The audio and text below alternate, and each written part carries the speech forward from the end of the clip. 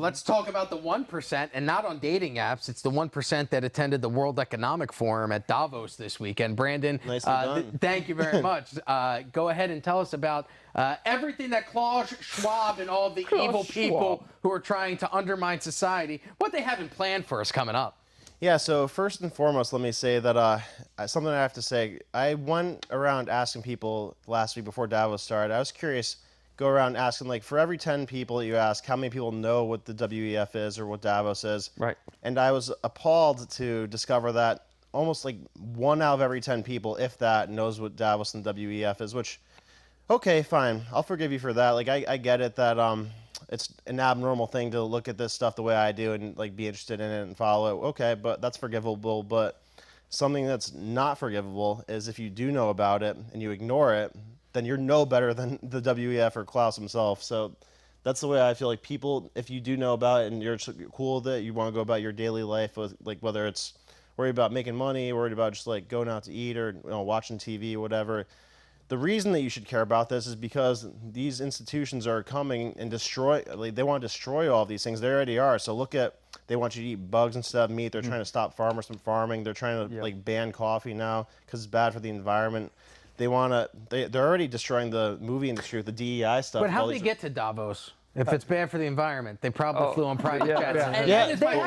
There's some numbers on that. Yeah, like 200 private jets flew this weekend. So many that they couldn't even like fit them all on the runway, and then they took a helicopter right there to avoid all the commoners. And this is the same Davos where I believe the headline was Davos debauchery, where it's debauchery, where it's hookers. Cocaine and prostitutes. Yeah, there's like a massive demand for hookers there, I guess. Yeah. And these are the people that are trying to shape policy for the everyday man globally. Yes, These are the people pushing those books in the schools as well, just so you know. Right, yeah, 100%. That's where it's coming from, the globalists. So that's why there's this whole LGBT craze. And like one of the other things they're taking away from us, a lot of people care about, they're like, oh, I'd rather just like spend time with my family and loved ones and like worry about all this crazy stuff. Well, they're trying to take that shit away from you because you notice you have to work a lot more than you did 20 years ago. Now 2 people in the household have to work because of the policies they're doing through like taxes, regulation, and inflation. You have to work more. Now you have less family time.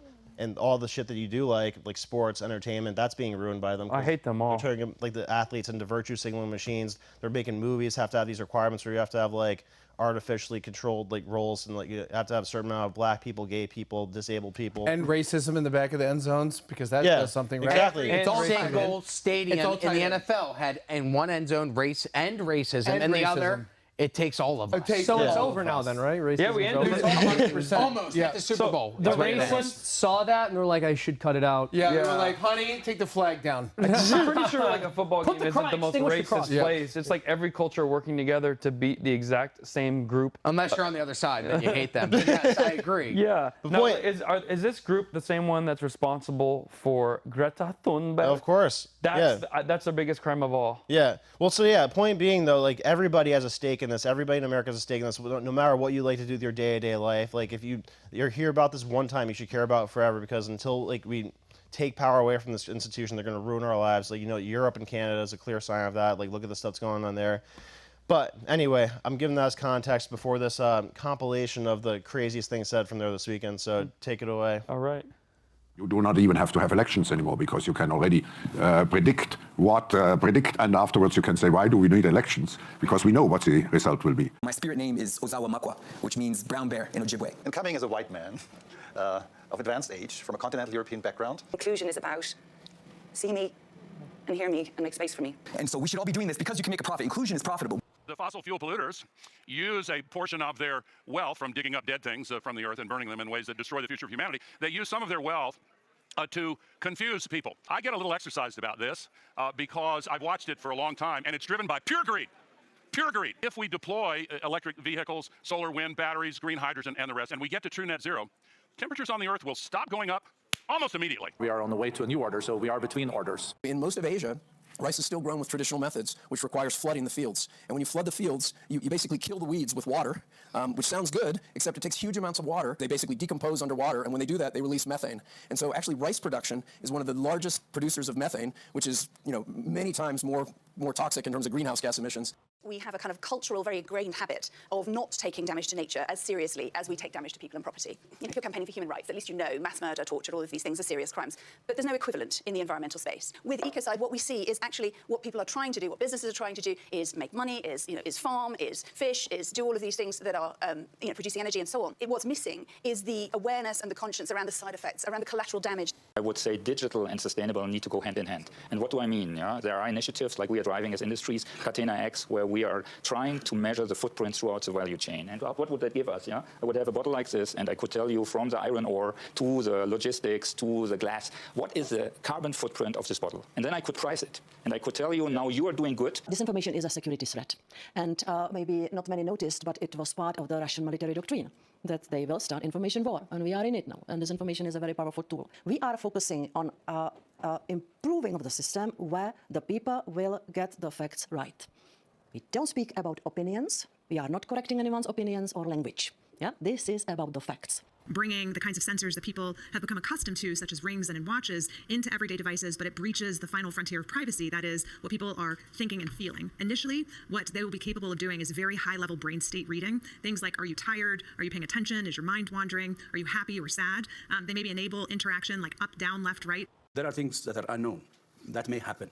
And anything happening is a matter of when, not if. And that was when we gave the name Disease X. So Disease X is a placeholder for unknown disease. You may even call COVID as the first Disease X. And it may happen again.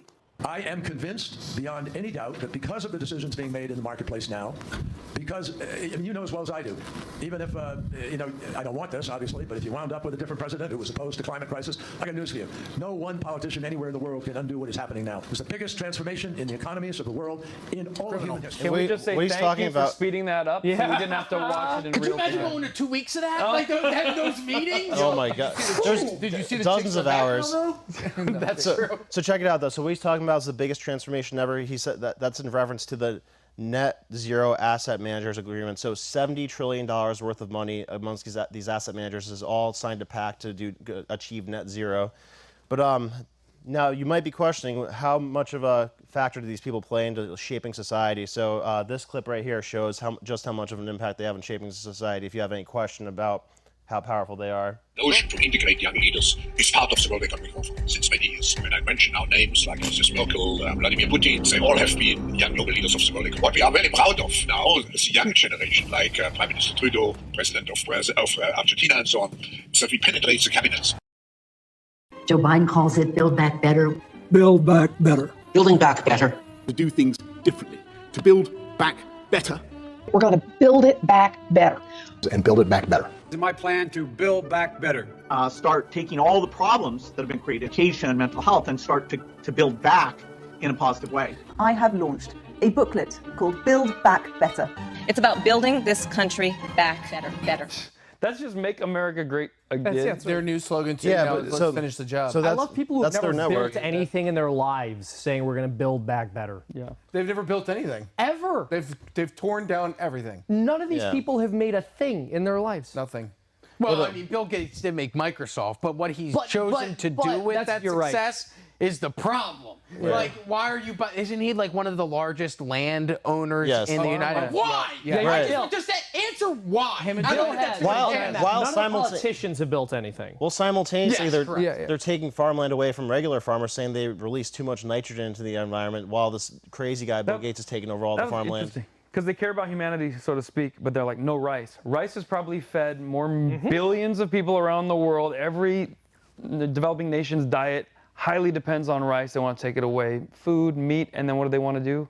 Powdered bugs as your protein. Yeah. These are the people who think the world's too overpopulated. They want to slow population growth and reduce it. So, Mele went there and made a great point in his speech. He wanted to say that since socialists were forced to change their agenda, like that was clear that the economic side of their thing was flawed. So they changed to a environmental and social agenda. They're trying to like work their stuff into through that by turning men and women against each other, by making people think the environment's unhealthy. That's how they're infiltrating with their policies. I was shocked they invited him because he's kind of like right of center, Milei, afuera. Yeah. And this kind of goes back to the quote I mentioned earlier from Wilhelm Reich. We don't have to talk about whether God exists or doesn't exist. We just erode the sexual morals. It's true with all of this stuff. Their entire agenda, they find a way to get it across without ever explicitly giving you the actual program or telling you what they want to achieve or what their goal is. They just want to implement these different little mechanisms of social control everywhere, and before you know it, you're in line with them. So if they could do like, Zoom meetings, why can't they Zoom in and teach us how to be better for the environment? Why did they have to fly 300? Because you can't get hookers on Zoom. Exactly, and so you know you're their slave. That right? You use Zoom. They don't use Zoom, right? That's the whole point, is we are in charge and you're going to do what we want. Like when they go to these galas and none of them are wearing masks, but the help are all wearing masks. Yeah. It's about sending a message. You wear a muzzle and I breathe freely. But you know what's funny too is, like, we've talked about this before, we're not very far off from a movie called Hunger Games. Because if you think about how it encompasses, they're playing against the elites, they all have these huge, beautiful, like, parties, and they look down on us, and we're in sections, you know what I'm saying? If you really think about it, they show you stuff, they program you, to where we're not very far off from that. Our grid could go out in 2 seconds, and out of nowhere, we're eating bugs, we're killing each other, and then they start making their own, what they're talking about is civilization. I guarantee all of those assholes have a bunker, or they know someone that has a bunker, and they're going to stay there, and they're going to watch us all kill each other. Right. No, 100%. So like, I wanted to say, like, what would you guys agree that if people in your circles of life, friends and family, do you think the majority of them know about the WEF or not a clue? No, my uncle would laugh right in your face about it. My mom definitely does. Like, I'm pretty sure she just reads about it constantly, because my dad has become, it's very odd. In their older age, they've seemed to focus in on things that I wish they could not let go, but the focus on them consumes them. Like my dad with chemtrails.